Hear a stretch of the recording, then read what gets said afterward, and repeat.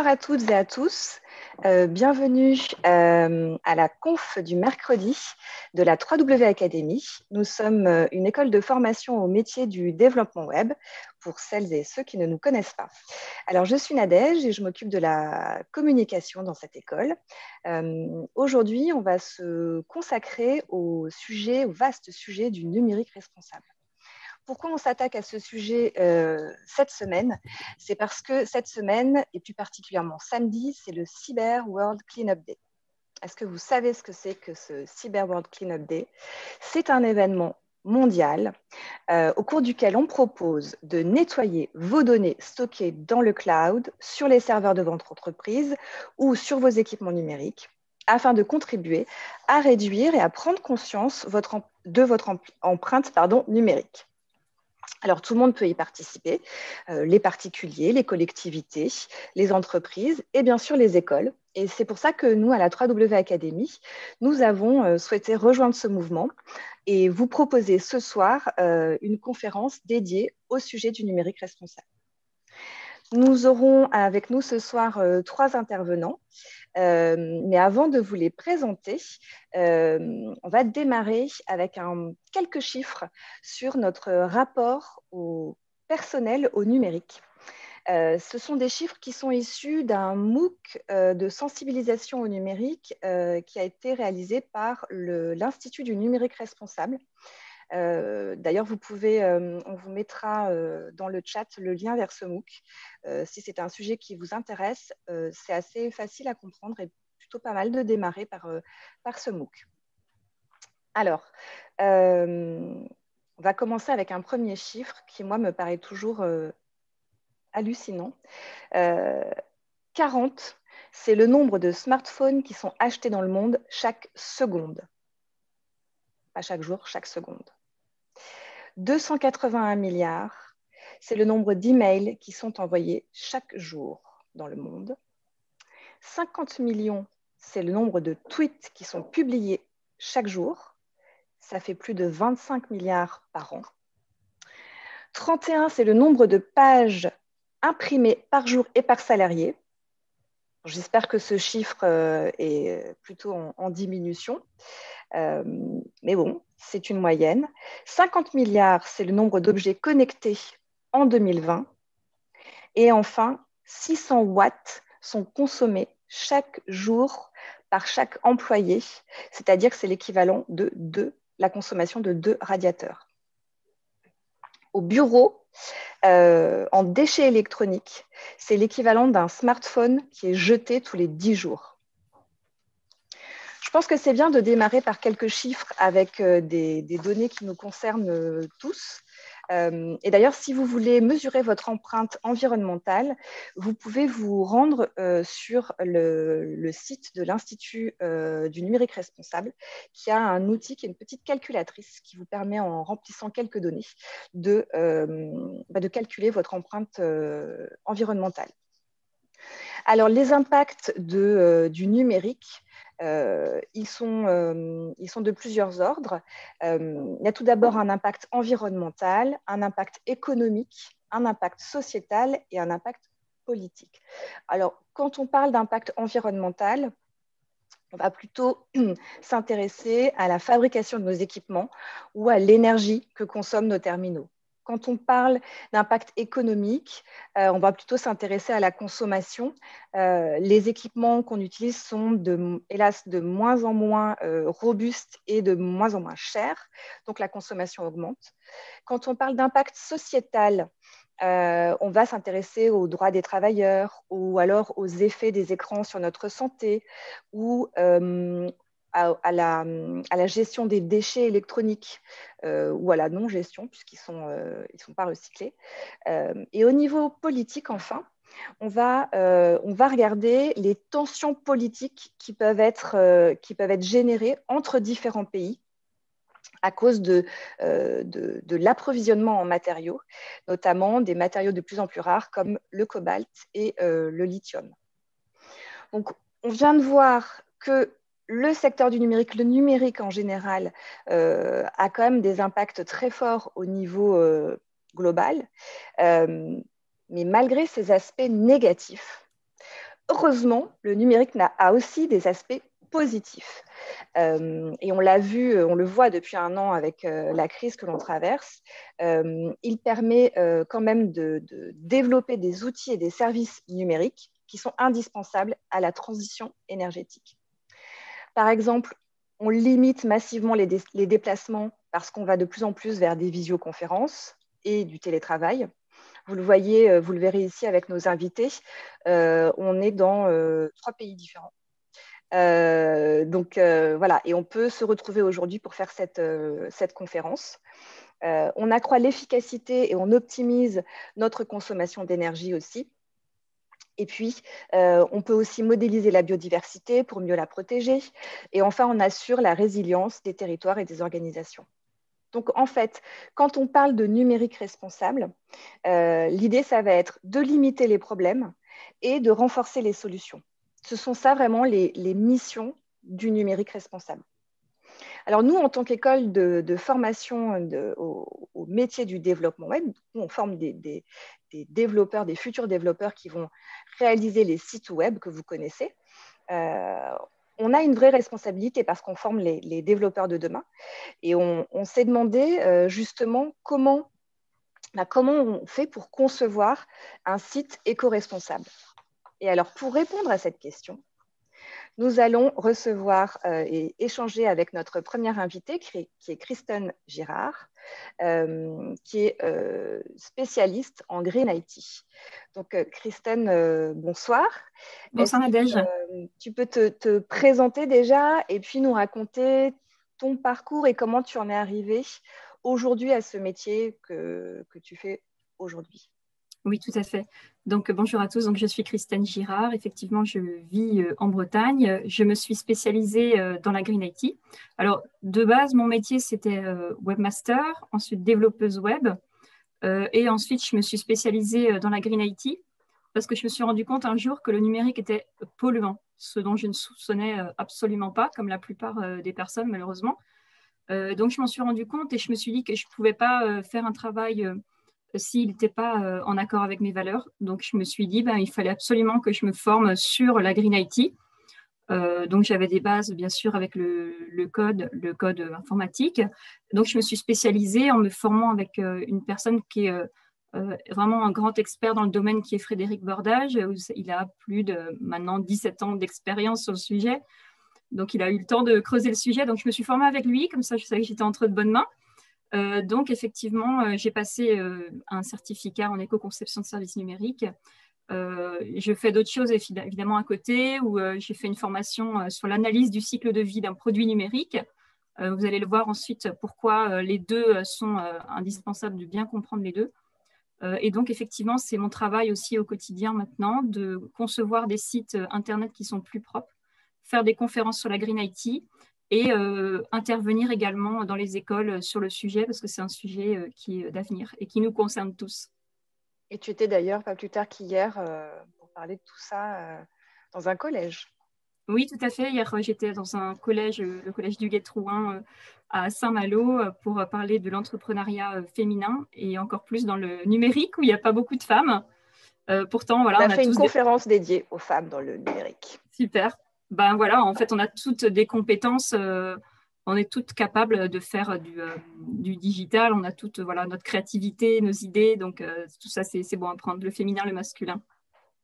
Et en parlant de Frédéric Bordage, on vous mettra dans le chat le lien, parce qu'il a écrit un livre qui est assez connu quand on s'intéresse au sujet, qui s'appelle Sobriété numérique, les clés pour agir. Il date quand même de... Il a rejoint il a créé la communauté Green IT, dont Kristen fait partie, depuis 2004. Donc c'est vraiment un précurseur sur le sujet. Donc voilà, je vous invite vivement à lire ce livre et on vous mettra le lien pour trouver les infos dans le chat. Je fais une petite parenthèse, je suis accompagnée dans cette conférence par Valérie et Marine qui mettent les liens dans le chat et qui à la fin nous retransmettront les questions que les auditeurs poseront. Donc, merci Kristen. Donc, un site éco-conçu, est-ce que tu peux nous dire quels sont les avantages et les inconvénients pour tes clients Quand tu leur proposes un projet, quand tu leur proposes soit de refaire leur site, soit de partir de zéro et de concevoir dès le début un site qui respecte l'environnement, comment on fait la balance, quoi? Qu'est-ce qui peut les faire aller vers ça, en fait? Oui, alors du coup, par rapport au mot éco-conception, je voudrais bien expliquer déjà aux personnes qui nous écoutent de quoi il s'agit. Alors, parfois on dit éco-conception éco-concevoir un site internet. Alors, le mot n'est pas exact, j'aime pas trop ce mot parce qu'en fait, on éco-conçoit un service numérique. Pourquoi on éco-conçoit? Parce que dans le mot éco-conception, ça veut dire qu'on va créer un produit, que ce soit un service numérique, un produit textile ou n'importe quel produit, on va créer un produit en réfléchissant sur l'impact environnemental qu'il va avoir. Donc, ça veut dire qu'on va prendre tout le bout de la chaîne, de la naissance à la fin de sa vie, et c'est pareil pour un site Internet. Donc, pourquoi je le précise? Parce qu'aujourd'hui, pour faire un site Internet, il faut se concentrer, et c'est là où on parle de naissance d'un produit, donc éco-concevoir, prendre le début de sa vie. On va se poser la question avec le client, pourquoi vous faites ce site Internet? Quel est le but? Et là, on se retrouve face à un triangle en général où il y a l'expert Green IT, il y a le client qui va donc régler une prestation pour avoir un site Internet, et il y a l'internaute, bien sûr, qui lui attend des informations pour pouvoir acheter un produit en ligne, prendre des informations, par exemple. Donc là, le but, c'est vraiment de se concentrer sur ce que souhaite l'internaute, de quoi il a besoin pour pouvoir voilà, soit acheter le produit, ou soit avoir les infos, soit contacter l'entreprise qui nous a mandaté pour créer le site. C'est très important. Parce que si on ne se concentre pas sur la demande utilisateur, on va partir dans un site qui va faire plaisir au client, qui va être joli, sympa. Mais au final, est-ce qu'il répond vraiment à la demande de l'internaute? Ça, c'est le plus important, répondre à la demande de l'internaute, de quoi il a besoin. Donc, ça, c'est le point principal. Une fois qu'on a posé cette demande, il faut qu'on prenne toute la chaîne, en fait, du coup, c'est-à-dire le site Internet. Donc, on va partir sur un code qui va être plus sobre, qui va aller qui va être travaillé, en fait, ça peut être minifier le CSS, mettre moins de JavaScript, les images doivent être, par exemple, compressées, travaillées, doivent être spécifiées exactement pour le format de l'écran.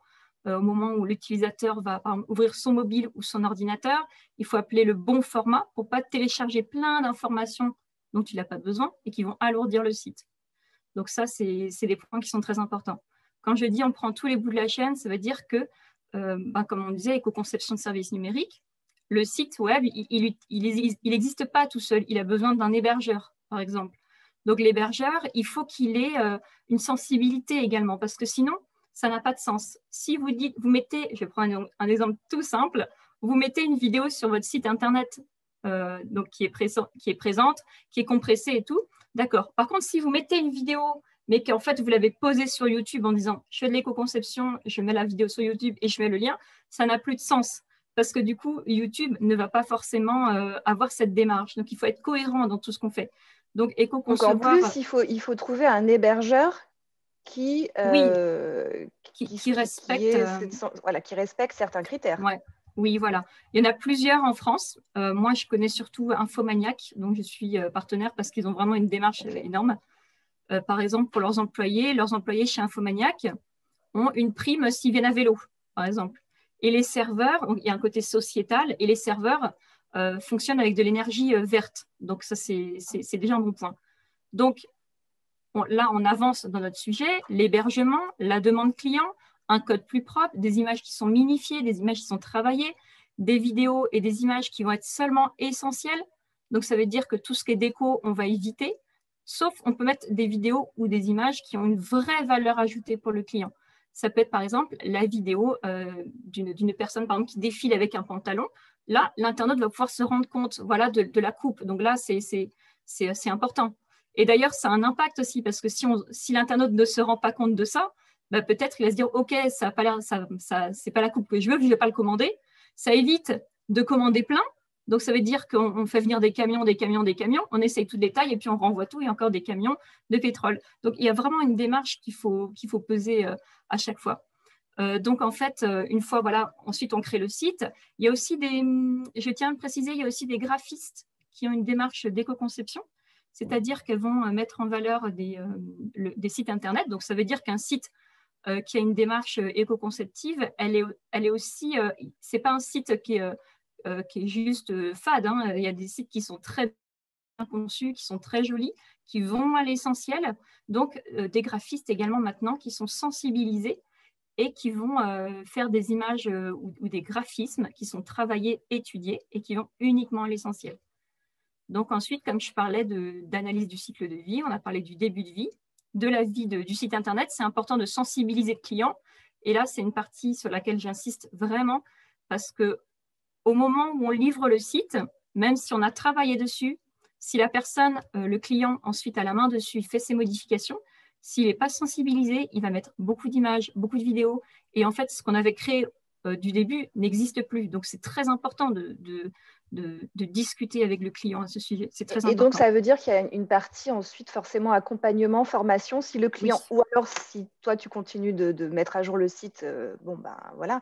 Mais si tu livres un site qui doit être ensuite mis à jour par ton client, tu dois le former, tu dois l'accompagner oui. Pour qu'il ait les bonnes pratiques, en fait. Oui, c'est nécessaire. C'est nécessaire parce que sinon, ben, voilà, il faut vraiment que la personne comprenne les enjeux. Donc, tu me demandais effectivement les atouts pour un client. Alors, il y a quelque chose que j'aime pas trop, mais c'est une démarche aussi où maintenant les gens ils disent voilà, c'est de l'éco-conception.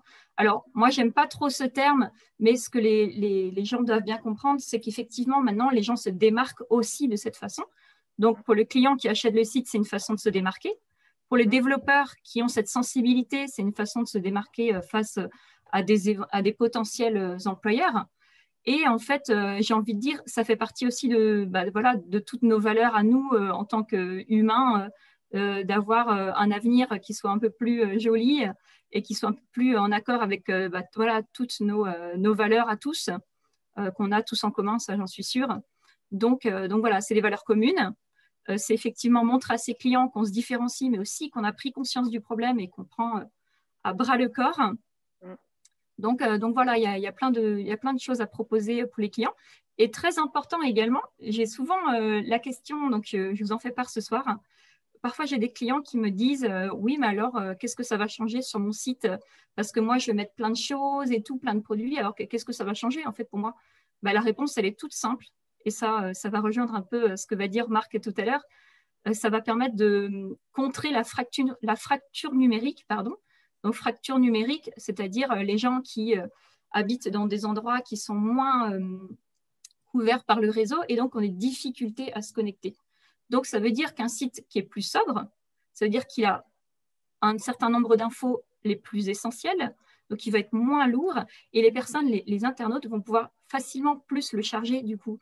Parce qu'on va télécharger, il va être moins lourd, il va être plus accessible, il va être plus rapide. Donc, on lutte contre cette fracture numérique justement en permettant à toutes les personnes de se connecter.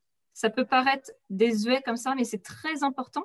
Imaginez une personne au fin fond de je ne sais quelle région, je ne vais pas en citer parce que attention je sais pas. À ce que tu dis. Oui, c'est ça, je ne sais pas de quelle région sont les gens. Mais je veux dire, dans une zone où on capte moins bien, imaginez une personne âgée qui doit commander des médicaments, par exemple. Comment est fait si le site de la pharmacie, par exemple, il y a énormément de photos, il est lourd, c'est impossible de le charger? Et ben là, c'est quand même plus qu'embêtant, c'est presque grave. Donc, c'est très important de prendre ça en compte. Et comme dans notre vie au quotidien, il faut vraiment mettre une sobriété sur nos usages et de plus sur ce qu'on propose en tant que professionnel. Est-ce que c'est plus cher? Alors non, c'est pas plus cher en fait. J'ai envie de dire, ça dépend vraiment du type de site. Les tarifs, ça dépend vraiment du type de site que demande le client. Est-ce qu'il a besoin après de le gérer ou pas? Mais du code, voilà, c'est du code. Et après, si on prend les bonnes habitudes dès au moment où on se forme, il n'y a pas de travail supplémentaire parce que ça devient une habitude. Ça devient une habitude et une évidence. Donc voilà. Et juste pour terminer, par rapport à l'analyse du cycle de vie dont je parlais, j'arrive du coup sur la fin de vie d'un site Internet. C'est très important pour les personnes qui ont des blogs en ligne ou d'autres sites. Si vous ne servez plus de ces sites-là, il faut les supprimer parce que du coup, c'est des données qui existent. Ce n'est pas juste voilà, des pages. Hein. C'est des données qui existent dans des data centers Et plus il y a de données, plus on construit des data centers. Donc, enlever ces données du site d'Internet si vous n'avez plus aujourd'hui l'utilité. Et c'est ça où rejoint la fin de vie du cycle, du pas produit anodin. service numérique. Exactement. Pas anodin, effectivement. Bah, c'est ce qui est prôné, ce que je vous disais en introduction, effectivement par le Cyber World Cleanup Day. C'est ça, c'est supprimer vos données, nettoyer vos données partout. Et effectivement, quand on a eu un blog pendant des années, on se dit peut-être, bon, c'est pas grave, je le laisse en ligne. Après tout, il y aura peut-être un visiteur de temps en temps. Bon. Et non. Exactement. Je vais terminer par une dernière question, Christine. Il y a normalement des apprenants de la 3W Academy qui sont parmi nos auditeurs, et puis peut-être des jeunes développeurs qui sont déjà sortis de l'école. Est-ce que tu aurais des conseils à leur donner? Est-ce que vraiment aujourd'hui se former à ces sujets-là, c'est... Alors bon, tu ne vas pas me dire que ce n'est pas nécessaire, mais est-ce qu'il faut se former en plus vraiment pour avoir ça comme compétence supplémentaire à ton avis? Ou est-ce qu'on apprend un peu en faisant? Enfin, comment aujourd'hui, si des développeurs ou des futurs développeurs s'intéressent au sujet, comment ils sont censés procéder? Alors, aujourd'hui, à mon sens, c'est vital. Il faut se former dès le début. Parce qu'en fait, si vous commencez à apprendre quelque chose et après, plus tard, on dit « Ah non, mais en fait, ce que tu as appris là, il faut mieux le faire comme ça. » Donc, c'est mieux d'apprendre dès le début. Parce que sinon, on apprend quelque chose qu'en fait, après, on va peut-être enlever ci et ça. Donc, c'est vital de l'apprendre. C'est vital pour… Alors, si les développeurs m'écoutent aujourd'hui, j'ai suivi le même chemin que vous êtes en train de prendre. C'est très important pour plusieurs raisons, parce que par rapport à un employeur, vous pouvez vous différencier, et parce qu'aujourd'hui, c'est ce que toutes les entreprises demandent. Et dernier point, il y a un sujet actuellement sur la table, une proposition de loi au Sénat, qui va obliger en 2022 ou 2023, après c'est juste une proposition qui n'est pas encore votée, mais c'est sur la table, où les écoles, effectivement, auront cette obligation de proposer aux développeurs cette sensibilisation, et toutes les entreprises et les personnes qui ont des sites Internet devront démontrer qu'ils ont réfléchi à cette démarche. Donc, pour moi, c'est l'avenir, il faut vraiment s'y préparer. Et si on veut continuer à utiliser Internet et qu'il n'y ait pas ce manque de minerais rares dont on peut parler, mais voilà, il faut vraiment prendre le sujet à bras-le-corps, c'est vital. Ok. On travaille dessus à la 3W Academy. Oui, on est en train de comme ce soir, on en parle voilà. Déjà. On est en train de diffuser les bons messages, de prêcher la bonne parole, voilà, pour justement faire bouger les lignes. Même s'il y a déjà pas mal de choses qui sont faites au niveau des contenus de nos cours, mais on peut faire mieux. On peut faire mieux.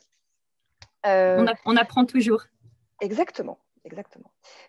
Tu l'as dit tout à l'heure, et ça va me faire une transition. Merci Christine. Tu l'as dit tout à l'heure que un des points essentiels dans la démarche d'éco-conception d'un site Internet, c'était la simplicité du code pour avoir un code plus sobre et un site plus efficace qui appelle plus rapidement les pages, qui ne soient pas chargées, etc.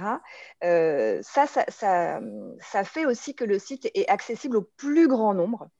Et justement, c'est pour ça que, et pour le coup, moi, c'est pas une question, c'est pas un point qui m'était venu naturellement quand j'ai commencé à préparer cette conférence, mais c'est pour ça que l'accessibilité, les sujets qui tournent autour de l'accessibilité des services numériques, fait partie en fait de ce grand chapeau, de cette grande catégorie, de ce grand sujet du numérique responsable. C'est ce dont on va parler avec Marc Tremblay, qui est en direct avec nous depuis le Québec.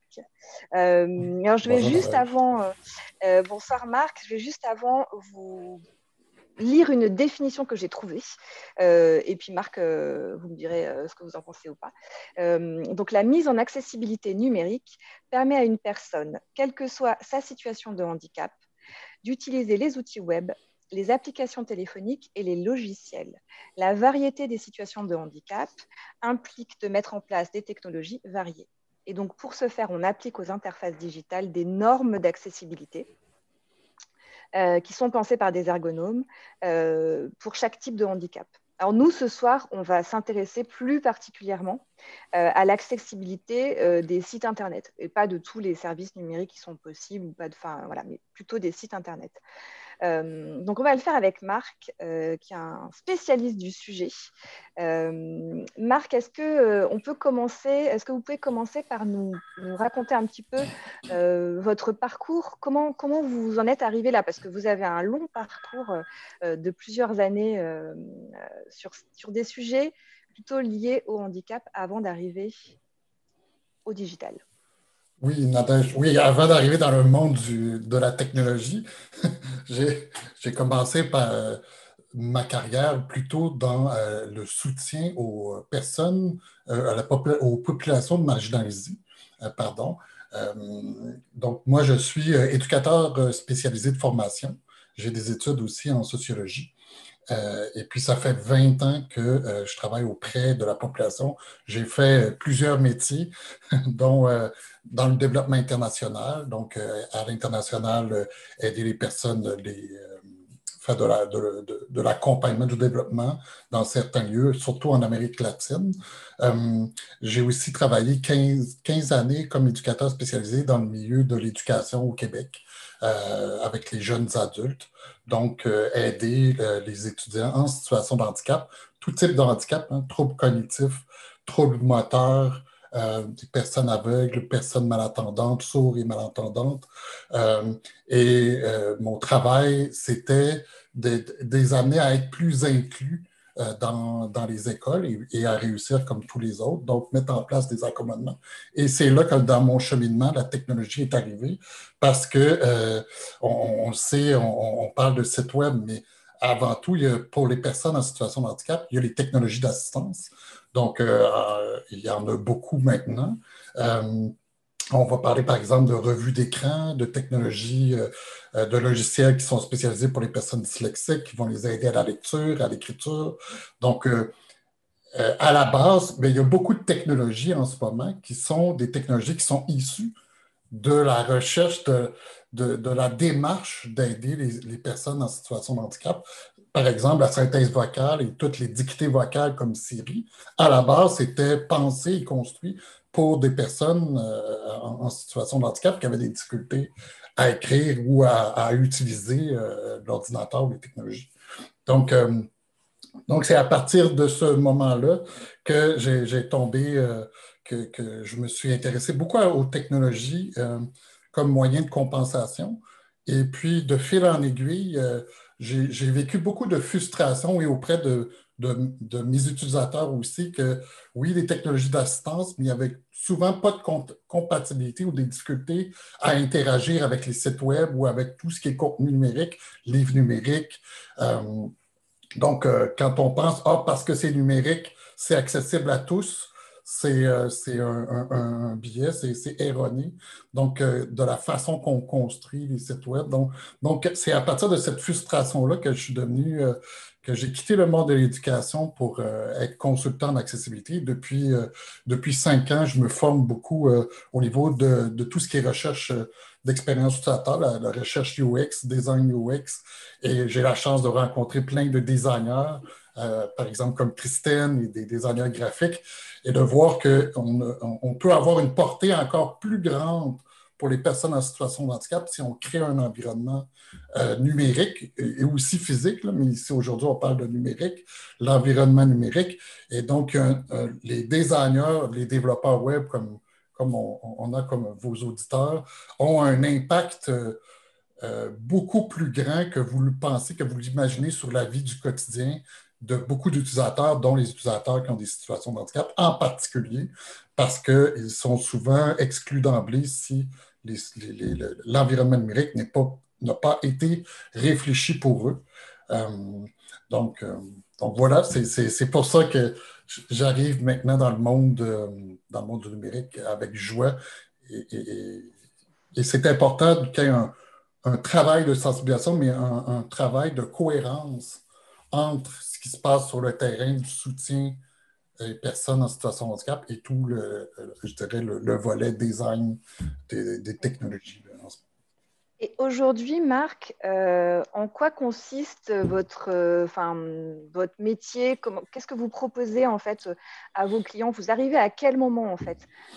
Alors j'imagine qu'il vaut mieux arriver en amont de la création d'un site internet, comme Christine, mais si on arrive après, est-ce qu'il y a quand même possibilité d'améliorer? Enfin, qu'est-ce qu'ils vous demandent en fait vos clients?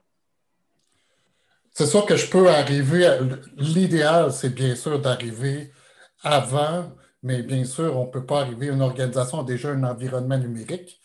Si on parle de site web, l'idéal, c'est d'arriver dès la réflexion de la refonte, parce que c'est sûr que de travailler en aval, c'est difficile de corriger des choses, surtout dans le code. Une fois que tout est fait, c'est difficile de revenir en arrière.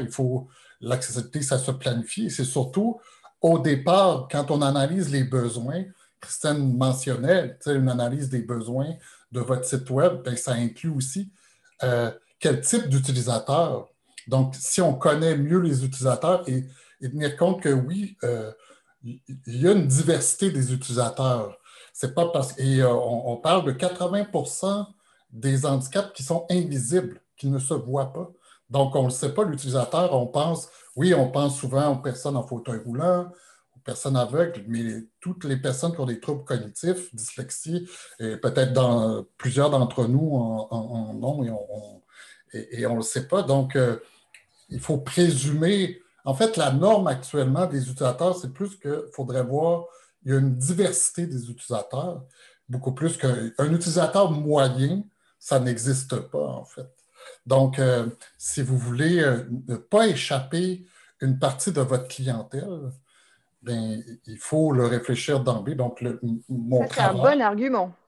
C'est un Oui, bon argument pour convaincre un client de respecter certaines normes, parce qu'effectivement, on se prive d'une partie de notre clientèle. Hein. oui. C'est Puis, évident. puis mon travail, c'est beaucoup, il y a plusieurs niveaux. Un niveau d'un consultant d'accessibilité, parce que souvent, on pense accessibilité juste l'aspect technique de la chose. Mm. Mais avant d'arriver à l'aspect technique, il y a l'aspect légal aussi. Parce que dans les pays comme en France, je suis allé voir vos lois. Vous avez des lois depuis 2005 sur la responsabilité et l'obligation d'être Mm. accessible pour les entreprises de 250 millions d'euros et plus, pour tout ce qui est organisation publique et, et des organisations à but non lucratif aussi qui ont des portées générales. Donc, il faut commencer par les aspects parce que moi, c'est sûr que je suis au Québec, je connais beaucoup aux États-Unis, il y a beaucoup de poursuites au niveau, on prend un exemple de poursuite de la Domino's Pizza qui a été poursuivie par une personne aveugle que leur site n'était pas accessible, donc ils ont perdu en cours et ils ont ça leur a coûté quelques millions de dollars pour, euh, pour ce manquement. Donc, la législation est de beaucoup plus je sais qu'en Europe, l'Union européenne, il y a des normes. Donc, il faut que les entreprises soient aussi au fait qu'ils peuvent être poursuivis s'ils ne respectent pas les normes nationales et internationales. Donc, il faut comprendre, il faut planifier, il faut mettre en place des politiques et bien sûr changer nos pratiques de design, de développement pour arriver à... Donc, moi, mon travail actuellement, c'est beaucoup être accompagné, c'est beaucoup de l'accompagnement, de la sensibilisation et de changer les réflexes, un peu comme Christine aussi, d'arriver à pouvoir changer les anciens réflexes professionnels. Ben, parce qu'on le fait comme ça, c'est correct. Ah Oui, oui, c'est bon, correct. ça. Peut-être pour une partie une partie de tes utilisateurs, mais peut-être pas pour 80 et 30 autres utilisateurs et que tu les perds, dans le fond, automatiquement. Et Marc, alors justement, quand on parle de rendre accessible un site Internet, donc pour les gens qui nous écoutent, s'il y a des développeurs ou des futurs développeurs, est-ce qu'il y a des grands principes à respecter? Enfin, un peu comme Christine nous l'a dit tout à l'heure, en termes d'accessibilité, sur quoi on peut agir? Euh, Il faut oui, bien agir. sûr, on peut agir sur le contenu et sur la structure du site Web.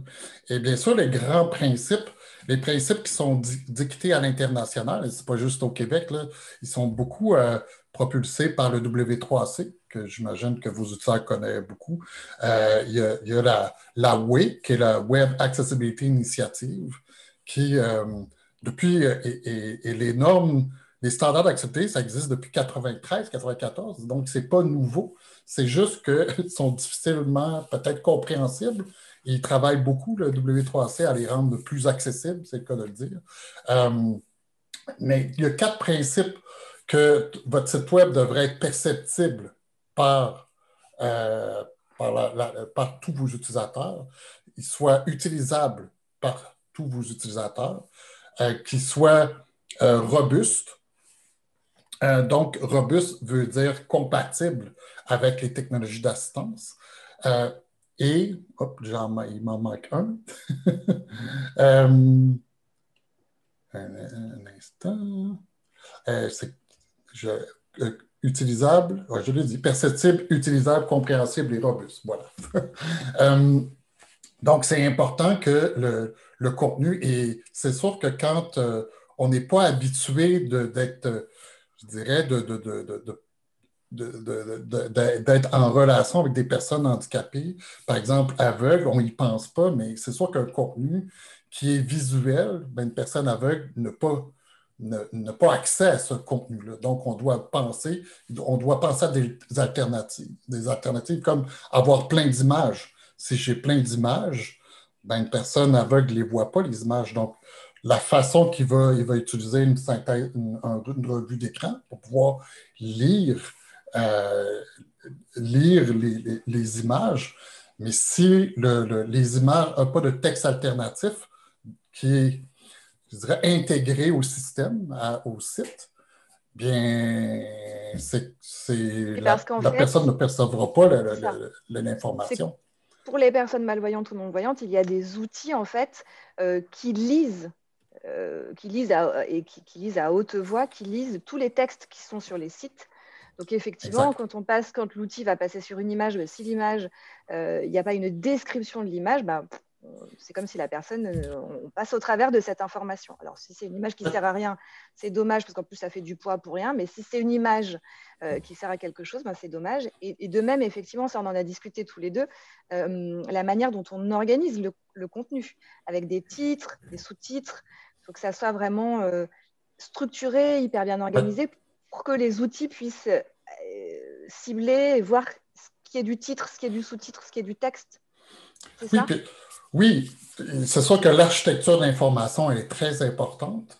Il faut voir aussi que quand on travaille l'architecture de l'information qui va aider une personne, peut-être qu'une déficience intellectuelle qui est capable de lire ou qui a un trouble de déficit de l'attention, si c'est bien structuré comme information, ça va lui faciliter la tâche à comprendre, mais ça va aussi faciliter tous les utilisateurs. Si c'est clair pour ces personnes-là, c'est clair pour tout le monde. Donc, ça va juste encore plus faciliter ou accélérer, améliorer l'expérience utilisateur de tout le monde. C'est comme ça qu'il faut le voir aussi. Donc, l'aspect contenu est très, très important et c'est sûr que quand on a du texte, du contenu superflu, bien, c'est sûr que ça rend souvent plus complexe la compréhension. Donc, c'est important, mieux qu'on connaît nos utilisateurs, c'est sûr que selon le niveau de capacité de nos utilisateurs, c'est sûr que d'avoir des pages web remplies de texte, est-ce que c'est nécessaire? J'ai une question. J'ai une question sur ça, justement. Si on a un contenu qui est trop simplifié, trop allégé, est-ce que ça ne va pas nous pénaliser au niveau du référencement naturel? Parce que souvent, on voit des sites où justement, on va mettre plein de mots-clés, on va faire plein de phrases, parce qu'on sait que c'est important de remonter dans les résultats de recherche. Donc, c'est quoi? En fait, il faut trouver un juste milieu. Comment ça marche? Parce que vous nous dites tous les deux qu'il faut alléger. Mhm. Mais est-ce que du coup, on ne perd pas en référencement? Il faut voir qu'il y a deux choses dans votre question. Une chose dans le référencement. Si on parle d'accessibilité d'un site web, si on a des vidéos, ce qui est recommandé, c'est de faire des transcriptions écrites des vidéos pour que des personnes puissent avoir accès à l'information. Si on peut mettre des sous-titres, mais parfois, des personnes qui sont complètement aveugles, par exemple, ne verront pas les sous-titres. Donc, ça leur prend une transcription complète. Et de faire une transcription complète de la vidéo, ça permet d'avoir du texte sur le site web et en même temps qu'il ait du texte pertinent parce que c'est dans le fond, c'est ce qui était dans la vidéo. Donc, ça permet d'ajouter du texte, mais pertinent. Et il y a une façon de le faire pour pas que ça défile sur la page web. Mais ça permet d'améliorer en quelque sorte, d'avoir du bon contenu pour les moteurs de recherche. C'est sûr que le référencement naturel, je ne suis pas un spécialiste, mais le référencement naturel est très important en ce moment avec les moteurs de recherche, Google, etc. Mais si votre site n'offre pas une expérience utilisateur qui est efficiente et efficace et satisfaisante pour tous vos utilisateurs, bien, vous les avez amenés sur votre site, mais ils vont sortir 30 secondes plus tard. Donc, à quoi que le référencement a servi si vous ne pouvez pas rendre... parce que faire de l'accessibilité, pour moi, je dirais que c'est la ligne minimale d'une expérience utilisateur. Donc, bien sûr, on peut aller plus que l'accessibilité pour offrir une expérience optimum d'utilisateur à tout le monde, mais les normes d'accessibilité, c'est comme la ligne de base, là. Ça devrait être de base partout parce que ce qu'on dit à un utilisateur, ce qu'on lui dit, parce que moi, ce qui m'est cher, c'est l'inclusion, hein, mais à quelqu'un qui ne peut pas avoir accès à votre site web, c'est que vous êtes en train de lui dire vous n'êtes pas la bienvenue chez nous. Et un site web représente notre boutique, notre entreprise. Donc, c'est l'équivalent dans le bâtiment. Je rentre et vous dites ah, toi, tu es en fauteuil roulant, ben, tu n'es pas le bienvenu chez moi. C'est l'équivalent. Donc, ce que vous faites. Et quand on met une rampe d'accès pour une personne handicapée à mobilité réduite, eh ben, peut-être que ça va servir aussi à d'autres gens, aux mamans avec les poussettes, ou voilà, un public qui aurait été. Qui n'aurait pas pu rentrer non plus. Ce qu'on disait, effectivement, c'est qu'on élargit encore plus sans s'en rendre compte. Oui. Et donc, le référencement, puis l'accessibilité on a parlé du contenu, mais c'est sûr que la structure où les développeurs font le code, et on travaille actuellement sur un site avec Christine, d'éliminer, je dirais, de nettoyer le code, d'enlever des choses qu'on ne voit pas, que l'utilisateur moyen ne voit pas, mais pour l'utilisateur qui a une revue d'écran, ben lui, il va lire derrière la structure dans le code, il va lire certaines choses, certains éléments, par exemple des balises qui ont été mis, les titres, les sous-titres, l'ordre des choses des régions. Et donc, s'il y a des régions qui sont vides, ben la revue d'écran va les lire, mais ça alourdit beaucoup l'expérience utilisateur pour la personne qui utilise la revue d'écran.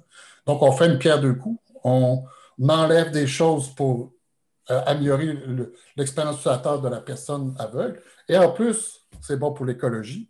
Donc, c'est doublement gagnant. C'est pour ça que l'accessibilité, c'est dans le numérique responsable. Je pense que si on peut arrimer les choses de cette façon-là, ben, j'aime bien une pierre deux coups, de faire plusieurs choses, d'avoir un impact réel pour socialement et aussi environnementalement.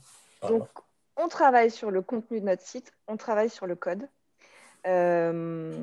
Si vous devez convaincre des développeurs qui nous écoutent, ou des entreprises, hein, d'améliorer des entreprises qui ont décidé d'améliorer leur accessibilité, ou des développeurs de s'intéresser au sujet, qu'est-ce qu'on leur dirait? Un peu comme Christine tout à l'heure, qu'est-ce qu'on leur dirait? Est-ce que vraiment, aujourd'hui, on ne se pose plus la question, en fait? C'est obligatoire, il faut être formé sur ces sujets-là? Malheureusement, il n'y a pas encore assez de formation à mon goût sur l'accessibilité, mais parce que l'accessibilité touche les développeurs, mais va toucher aussi les graphistes, va toucher aussi les gestionnaires, avoir un bon leadership. Donc, l'accessibilité, c'est complexe à la fois parce que tu as le site web, comme Christine disait, il faut voir la macro. Donc, ça touche beaucoup de personnes, beaucoup de professions. Mais bien sûr, le rôle du développeur est un rôle clé à jouer et ça ne demande pas nécessairement c'est pas une autre pratique, en fait. C'est un ajout à votre pratique habituelle. C'est juste d'avoir des nouveaux réflexes professionnels. Et je vous dirais que, ben, comme j'ai dit tout à l'heure, le niveau des lois, des exigences, je sais qu'au Canada, on a la loi canadienne de l'accessibilité qui est arrivée en 2019. On voit au niveau international, parce qu'à l'ONU, on identifie comme un droit humain l'accès au numérique. Donc, c'est un droit humain. Donc, ça veut dire que les développeurs actuels, vous travaillez dans le public, vous travaillez au niveau gouvernemental, bien sûr, vous allez être confronté à ça comme développeur. Euh, et je vous dirais qu'au-delà des droits humains, la chose que je dirais, c'est est-ce que les organisations ont les moyens de perdre 20% de marché? Parce qu'on parle de personnes en situation de handicap, c'est 20%, tout dépendant des statistiques et des lieux, mais à peu près 20%. Et on parle de vieillissement de la population aussi. Donc, plus de pertes cognitives, de troubles cognitifs. Donc, on, on parle de 20, mais ça, c'est les 20 qui ont des situations avec un diagnostic, mais on parle de... Donc, et dernière chose, je pense que, tu sais, Christine le disait, tu sais, il manque de femmes dans le milieu du numérique, mais il manque aussi de personnes en situation de handicap dans le domaine du numérique et dans tous les domaines d'ailleurs, parce que le taux d'employabilité est bas partout. Et donc, si on rend notre site, notre environnement, notre site web, notre environnement numérique accessible, donc on va avoir accès à de nouveaux, je dirais un nouveau marché de développeurs et je lis ces temps-ci beaucoup d'auteurs qui parlent de le bénéfice de la diversité dans une équipe de travail. Donc, et on voit les grandes compagnies numériques, que ce soit les Google de ce monde, les Microsoft, se sont mis à l'accessibilité, se sont mis à employer des personnes qui ont des situations de handicap parce que ça amène une nouvelle dimension dans l'équipe et ça amène une nouvelle vision. Donc, ça a un bénéfice large, un bénéfice très important pour pour les organisations. Donc, c'est un incontournable. En fait, Et c'est si pas on un veut... surcoût. C'est pas un surcoût en plus, en tout cas sur le long terme, on s'y retrouve. Pareil, de mettre son site. euh, non, parce que l'investissement qu'on va faire au départ à travailler l'accessibilité, ben, on va le regagner en réduisant le service après-vente, C'est le ça. service à la clientèle. Si notre site web est bien fait, le processus est une belle expérience utilisateur, donc ça va amener à avoir moins de plaintes de gens qui ont des Ou moins de situations, qui ont des questions au problèmes, service moins de client. questions. Ouais, des Oui, gens qui n'ont pas exactement, parce compris. qu'on va avoir oui, on va avoir pensé à une bonne expérience utilisateur pour tout le monde, donc ça va réduire les coûts. Euh, donc, c'est comme ça qu'il faut le penser. C'est sûr que si on arrive à la fin du processus en disant, ben, moi, Marc, j'aurais besoin que tu me fasses une évaluation de mon site web, puis comment accessible, oui, on va le voir comme un surcoût. Mais si on le travaille pendant tout le processus de design normal, euh, en principe, c'est pas un surcoût. J'ai une dernière question, Marc, pour vous, puis après, on va changer d'interlocuteur parce qu'il faut que tout le monde puisse prendre la parole. Est-ce que la crise sanitaire qu'on traverse là depuis un an, ça a impacté la vision des gens? Est-ce que ça a impacté Est-ce qu'il y a eu un regain d'intérêt pour ces sujets, en termes de ces sujets, donc l'accessibilité qui vous concerne? Ah oui, oui, définitivement. Moi qui est membre et certifié de l'Association internationale des professionnels de l'accessibilité, qui est située aux États-Unis, on a la chance d'avoir des webinaires à l'international et le sujet de l'accessibilité n'a jamais été autant discuté, autant en éducation, euh, autant je dirais, dans les entreprises. Euh, Parce que, bien sûr, depuis la pandémie, on est tous en télétravail. Donc, le télétravail a amené son lot de questionner, est-ce que les visioconférences sont accessibles? Est-ce qu'il y a du sous-titrage? Donc, on est plus confronté ce que l'environnement numérique est devenu déterminant dans le fonctionnement des organisations. Il l'était déjà avant, mais là, il est plus que nécessaire. Donc, ça a amené OK, là, si ce n'est pas accessible, on vient de perdre quelques employés, on vient de perdre des clients, donc, définitivement, on est dans un bon moment pour en parler. Et ça suscite beaucoup, je sais qu'au Québec, en éducation, on se questionne beaucoup parce qu'on avait un retard numérique important dans les écoles. Et là, vu qu'il y a beaucoup de scolarisation en ligne en ce moment, bien là, on voit les lacunes qu'il y avait sur le plan de l'accessibilité. Tout ce qui est documents numériques, le matériel didactique et tout ça, là, on les voit plus clairement, les lacunes. Bon, c'est pareil en France, hein, je vous rassure. Quand on a basculé au tout distanciel, ça a été compliqué aussi, hein. Pas pour nous à la 3W, parce que nous, on faisait déjà des cours en ligne. Mais pour le coup, dans les écoles, les collèges, là, c'était beaucoup plus compliqué.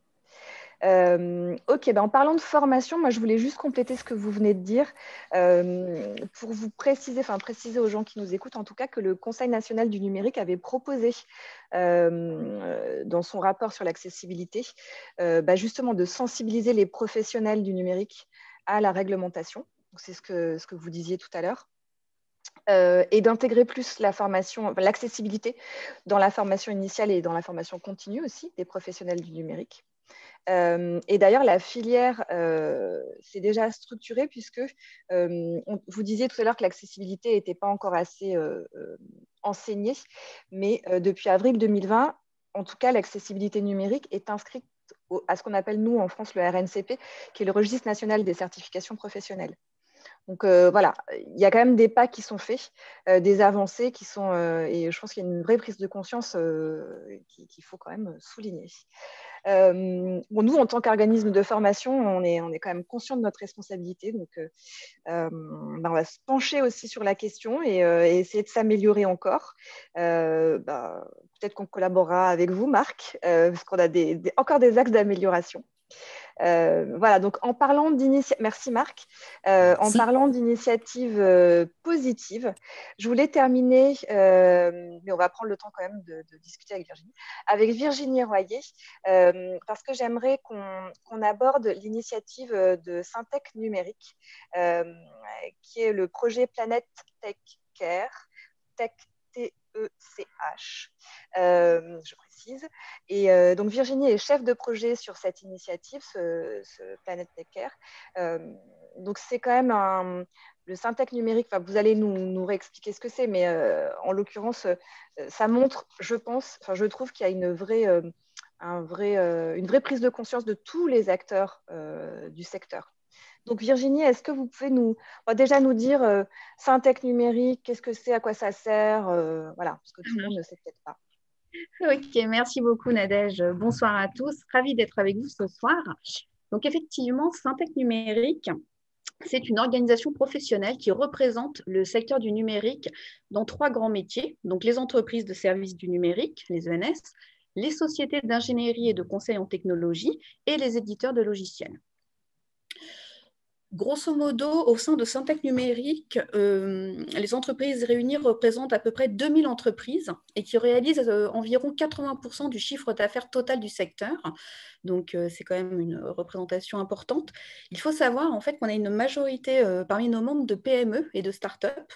On est également très présent sur les territoires. C'est quelque chose qui est très important pour Syntec numérique. On a 11 délégations régionales pour être présents sur les territoires.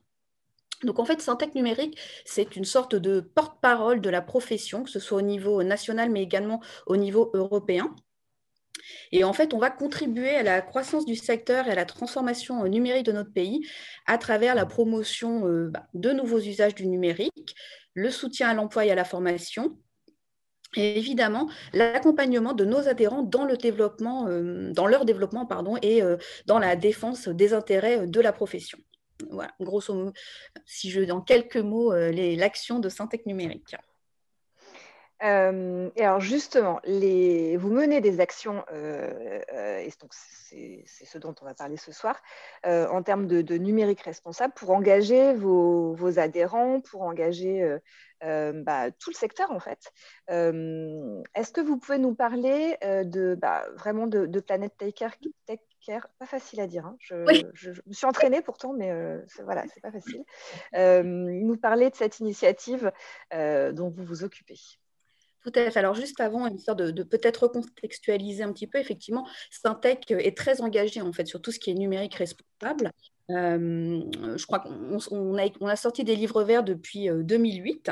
Et évidemment, quand on parle de numérique responsable, en fait, on a la dimension, l'inclusion, l'éthique et évidemment l'environnement. Donc, avant d'en arriver à l'environnement, je voulais dire, parce que c'est vrai que ça a été déjà évoqué plusieurs fois par Kirsten et Marc, en fait, effectivement, on est aussi très actif sur la place des femmes, en fait, dans le secteur du numérique, puisque on sait aujourd'hui que c'est un secteur très genré, très masculin. On peut dire qu'en fait, les femmes représentent moins d'1 tiers des salariés du secteur. secteur, sachant qu'en plus, on les retrouve beaucoup dans des fonctions support comme les ressources humaines, la communication, le marketing, et donc très peu dans les métiers vraiment pure tech. Donc voilà, nous, on a des partenariats, que ce soit avec la fondation Femmes at Numérique, pour aller justement, il y a des projets de mentorat vers des lycéennes, vers des collégiennes pour faire découvrir nos métiers, ou pour des femmes qui sont déjà salariées, qui sont déjà en activité. On a aussi un partenariat, on est administrateur de l'association Femmes du Numérique, qui en fait promeut nos métiers. Et là, elles viennent de sortir un livre blanc sur la reconversion des femmes en partenariat avec Social Builder. Voilà, donc ça, c'était un point qui nous tient aussi à cœur et qui est important. Dans la dimension numérique responsable. Et évidemment, l'éthique, on travaille aussi beaucoup, et notamment toutes les questions d'éthique autour de l'intelligence artificielle. Alors, si j'en viens maintenant à notre initiative Planète Tech Care, vous l'avez mentionné tout à l'heure et c'est important de le redire, c'est vrai que Planète Tech Care, c'est une initiative qui, au départ, a été impulsée par le Conseil national du numérique. Voilà, donc il y a un moment, et en fait, Syntec Numérique a été auditionné et en fait a décidé de s'investir beaucoup plus sur cette initiative, dont l'objet en fait est vraiment de travailler, d'avoir un impact sur la réduction de l'empreinte environnementale du numérique. Donc, Planète Tech Care, c'est une plateforme qui en fait va permettre de mettre en relation des signataires. Alors, il faut savoir que nos signataires, ça peut être des entreprises de tout secteur, de toute taille, de tout secteur d'activité. Ça, c'est important parce qu'évidemment, nous, il était important pour nous de montrer que les acteurs du numérique s'engagent et sont acteurs en fait dans cette réduction de l'empreinte environnementale. Mais Planète Tech Care va bien au-delà en fait du secteur de la tech. On touche tous les secteurs d'activité puisque finalement, le numérique, il est partout aujourd'hui. Donc, tout le monde doit s'emparer du sujet. Donc, voilà pour la partie entreprise de nos signataires. On a également des acteurs publics et, point très important, des acteurs de la formation et des écoles. Parce que, voilà, il est évidemment important d'agir aujourd'hui, mais il est aussi très important, essentiel, de former les talents de demain, les compétences de demain. Et donc, pour rejoindre Planète Tech Care, nos signataires, c'est vraiment super simple en fait. On a volontairement fait un manifeste qui a très peu de barrières à l'entrée, qui dit 3 petites choses. Je reconnais que le numérique a une empreinte environnementale. Je vais essayer de la mesurer pour m'inscrire dans une trajectoire de réduction, voire de maîtrise. Et pour les écoles qui nous rejoignent, on rajoute le fait d'inclure ou de développer, parce que certaines les ont déjà, des modules d'enseignement sur la thématique numérique et environnement. Donc ça, voilà, ce sont pour nos signataires, en fait. De l'autre côté, nous, on va les mettre en relation avec des experts du numérique et de l'environnement, nos partenaires. Donc, il faut savoir qu'aujourd'hui, on a 16 partenaires.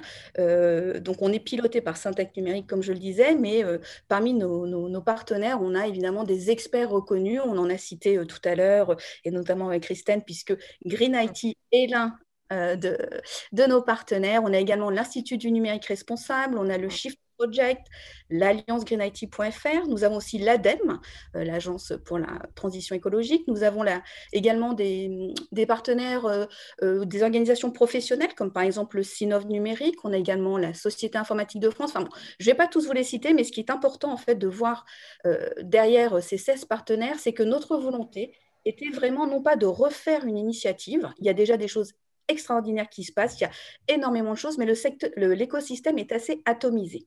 Et donc, nous, notre volonté, c'est de fédérer, en fait, de rassembler un maximum de monde pour maximiser l'impact et accélérer les choses sur tout ce qui concerne cette réduction d'empreinte environnementale.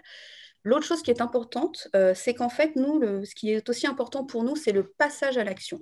Et donc, la façon dont on va accompagner nos signataires, nos partenaires, en fait, s'engagent à partager leur expertise sous forme d'ateliers d'environ 2 heures, en fait. Et ces ateliers, en fait, on en aura un par mois. Et en fait, ils prennent différentes formes, en fait, que ce soit de la sensibilisation, que ce soit des ateliers beaucoup plus techniques. On a également des retours d'expérience, des partages de bonnes pratiques. Et en fait, je l'entendais tout à l'heure, je crois que c'est Marc qui l'évoquait. C'est vrai que ce qui est important, il faut sensibiliser les techs, les développeurs, mais également tout le reste, en fait, j'ai envie de dire, des métiers dans une entreprise, puisque tout est... voilà. On sait, il faut aussi que les équipes, par exemple marketing, qui vont commander en fait ou dire je veux ça sur mon site internet, eh bien soient aussi sensibilisés à toute cette problématique d'empreinte environnementale du numérique. Donc ces ateliers, ce qui est aussi intéressant pour nous, pour nos signataires, pardon, c'est que tous les collaborateurs d'une organisation, lorsqu'elle devient signataire, ou les étudiants d'une école, peuvent assister gratuitement à nos ateliers tous les mois, puisqu'on a vraiment cette idée aussi derrière d'infuser un maximum dans les organisations. Tout le monde doit s'emparer du sujet. C'est vrai que ça, c'est génial. Enfin, ça, pour le coup, c'est génial. Enfin, on touche vraiment un grand nombre de personnes en même temps. Et pour le coup, avec les outils numériques, avec les visioconférences, bah là, on multiplie encore plus le public. Exactement. Et c'est vrai que pour nous, c'est important, comme je disais, de toucher tous les gens qui sont impliqués, les étudiants évidemment, les différents métiers dans une entreprise. C'est vrai que je ne l'ai pas dit au début, mais ce qui est important aussi de voir, c'est que notre initiative est totalement gratuite. Donc ça, c'est aussi important parce que voilà, on sait qu'on a, nous, des signataires très divers. Hein. Je le disais, ça va de la toute petite entreprise au grand groupe. On sait qu'il n'est pas, voilà, tout le monde n'a pas les mêmes moyens. Donc nous, je le disais, embarquer un maximum d'acteurs, c'est très important pour nous. Lorsqu'on a été lancé le 8 octobre dernier, j'ai oublié de le dire, mais on est assez jeune. En fait, on a même pas 6 mois. On a été lancé donc à Bercy lors du colloque numérique et environnement, avec le soutien de Barbara Pompili et Cédrico, puisque ça fait aussi partie de la commande gouvernementale, en fait, cette idée de fédérer, de rendre un peu plus lisible aussi cet écosystème qui est très atomisé. On était environ 100 signataires, on est aujourd'hui quasi 300. Donc on est vraiment super content. Il y a une très très belle dynamique, que ce soit aussi du côté des entreprises, du côté des écoles. Et voilà, et nos ateliers, pour vous donner des exemples, en fait, c'est vrai que ça peut être par exemple une présentation du baromètre Green IT de l'Alliance Green IT. C'est un baromètre en fait qui permet de mesurer et d'avoir des indications sur le degré de maturité des entreprises en France sur la thématique du numérique responsable. Ou par exemple, le mois dernier, on a eu un atelier qui mêlait des choses très techniques en fait sur l'intelligence artificielle, avec des chercheurs du CNRS, du CEA, qui nous ont vraiment expliqué avec alors, parfois même moi au niveau technique c'était compliqué, mais tout ce qui concernait l'intelligence artificielle, comment rendre en fait les algorithmes moins énergivores.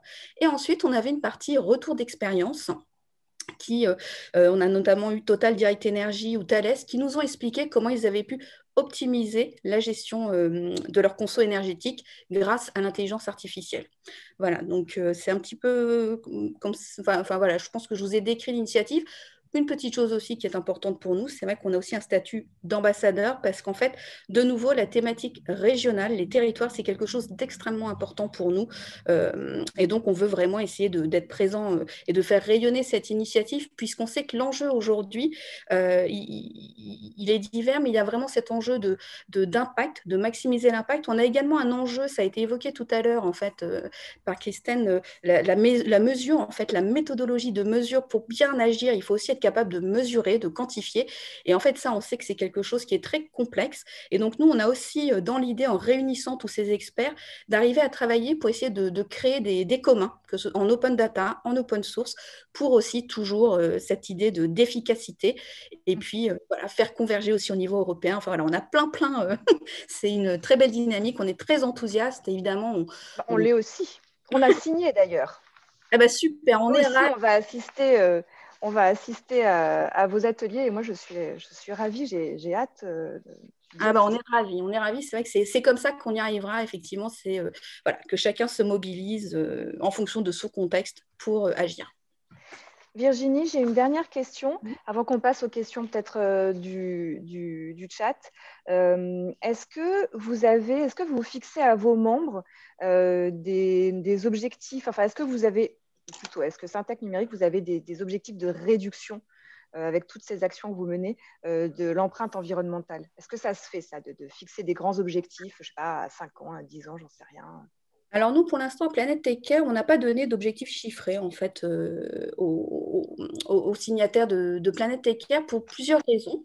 Déjà, comme je l'expliquais, c'est vrai que mesurer aujourd'hui n'est pas simple, ça peut coûter de l'argent. Et il faut bien voir qu'en fait, nos signataires, on a des toutes petites entreprises, on a des grands groupes et on a vraiment des organisations qui sont sur des degrés de maturité très différents. Et nous, ce qu'on voulait, c'est que chacun se mette en route. Voilà, il y en a qui sont déjà avancés, ils peuvent aller plus loin. Mais alors après, ça ne veut pas non plus dire qu'on ne fait rien quand on est à Planète Take Care. On travaille sur la constitution d'indicateurs de suivi d'avancement de la communauté, évidemment, puisque, à nouveau, notre objectif, c'est l'impact. Ok, très bien. Merci beaucoup Virginie. Je vais juste partager les sources qui m'ont servi et dont on a parlé. Alors, est-ce que tu as mis déjà le MOOC de l'Institut Marine a tout mis. C'est fantastique. Le ministère de la Transition écologique a aussi publié sa feuille de route numérique et environnement. Est-ce que vous avez mis ça dans le chat? J'espère. Et ce qui serait bien aussi, c'est qu'on mette le lien vers le Cyber Cleanup Day, puisque je vous le disais en introduction, il n'y a pas que des développeurs qui nous écoutent ce soir. Et c'est effectivement un événement qui a lieu toute la semaine et plus particulièrement le samedi 20 mars. Mais on peut de toute façon y participer toute la semaine. Et l'idée, c'est vraiment de faire ensemble, en fait, de diminuer ce que nous disait aussi Kristen tout à l'heure, d'alléger, diminuer ces données, de les supprimer, ce qui est pas essentiel sur le cloud, sur nos serveurs, dans notre ordinateur, enfin partout où on a des données numériques en fait. Donc si on peut mettre aussi le lien du Cyber Cleanup Day, elles sont fantastiques. Ok. Eh bien, écoutez, comme on est, est-ce que vous voulez me dire un petit mot de la fin, chacun à votre tour? Peut-être on recommence avec Kristen. Oui, moi, ça va être bibliographique. Je vais faire des petits conseils livres pour tous les développeurs et les gens qui s'intéressent au sujet. Tu en as parlé tout à l'heure, Nadège, mais bon, je vais les remontrer parce que moi, c'est mes bibles. Donc, je conseille 2 livres qui sont assez hyper instructifs parce que parfois, il y a des termes qu'on utilise où ça peut être complètement flou pour les gens. Donc, ceux qui veulent en savoir plus, le premier livre, c'est Sobriété numérique, qui est écrit par Frédéric Bordage avec la préface d'Isabelle Autissier. Donc, c'est la base de la base. Et ensuite, très important, l'éco-conception, les 115 bonnes pratiques, qui a été écrit par Frédéric Bordage également. Donc, c'est un bon début, sachant que, pour bien nos sûr… plutôt. Oui, oui, plus pour les développeurs, effectivement, plus la partie technique, effectivement, parce que sinon, c'est pour les clients et les entreprises, ça va être peut-être un petit peu fastidieux. Mais sinon, c'est très simple à lire. C'est une bonne base. Et bien sûr, comme on est dans un monde qui évolue, il ne faut pas hésiter à compléter ces lectures par d'autres livres qui peuvent arriver ou d'autres, participer à des conférences, lire sur le sujet, sur Internet, etc. Donc, le plus possible. Merci, Kristen. Marc, est-ce que vous voulez rajouter un petit mot? Ah, c'est beau, vous avez du soleil, là? Oui, possible, oui. Ah ouais. Je suis en après-midi chez moi. Ce que je pourrais rajouter, je n'avais pas préparé ma bibliographie comme Kristen. Mais bien sûr, je pense que l'accessibilité, ce qui est important aussi de comprendre, il y a tout l'aspect design inclusif. Si vous cherchez sur Google, tout ce qui est en rapport avec le design inclusif, c'est vraiment intéressant et c'est plus large que juste parler de l'accessibilité en termes de code et de traits techniques, là. Donc, de voir que le processus en soi est aussi, voire plus important que le résultat. Donc, un processus où on inclut le maximum de personnes dans notre création, c'est-à-dire les utilisateurs avant tout, mais une diversité d'utilisateurs, une diversité dans notre équipe. Ça va être un gage je pense, de succès et bien sûr, on va améliorer l'accessibilité si on est plus axé sur un processus de design. Fait que quand on regarde notre processus, le résultat va beaucoup s'améliorer automatiquement. Merci, Marc. Merci, Virginie. Oui, moi juste un petit mot effectivement pour vos étudiants et ça a été dit, mais c'est vrai que je voulais insister dessus. En fait, c'est aujourd'hui on ne peut pas se passer en fait de prendre en compte cette dimension environnementale du numérique. On sait que les usages vont se démultiplier et donc il faut absolument agir. Et évidemment, des étudiants de votre école sont en première ligne pour intégrer toute cette dimension. Donc voilà, une autre petite chose, effectivement. Pour avoir Planet Équerre a cet avantage d'être un hub avec tous ces experts. Donc, n'hésitez pas aussi à aller voir. C'est une bonne porte d'entrée qui vous amènera en fait aussi sur tous ces experts. Et puis, voilà. Et... Merci. Merci Virginie. Moi, je suis ravie d'avoir partagé cette heure, même plus d'une heure, avec vous trois. C'était hyper intéressant. Ça l'était aussi quand j'ai préparé cette conférence avec chacun d'entre vous. J'étais ravie de partager toutes ces informations. J'espère que ça sera utile à nos auditeurs. Et puis, on mettra cette conférence, on mettra le replay de la conférence, puisque c'était enregistré, sur notre chaîne YouTube. Donc, ceux qui n'ont pas pu être là pourront le revoir. Et on communiquera aussi dessus, parce que je pense que c'est vraiment important. On se le dit tous, mais il y a un premier pas qui est facile à faire, mais c'est important, nous, en tant qu'acteurs, de communiquer. C'est aussi pour ça qu'on fait ce genre d'événement à la 3W Academy. Donc, je vous remercie infiniment de votre présence et de nous avoir consacré une partie de votre soirée. Je vous souhaite à tous les trois une bonne soirée et Merci à toi. et à tous nos auditeurs aussi. Merci beaucoup. Merci pour l'invitation et à très bientôt. Merci et au mois prochain. Au revoir. Au revoir. Bonne soirée, merci beaucoup. Au revoir. Au revoir.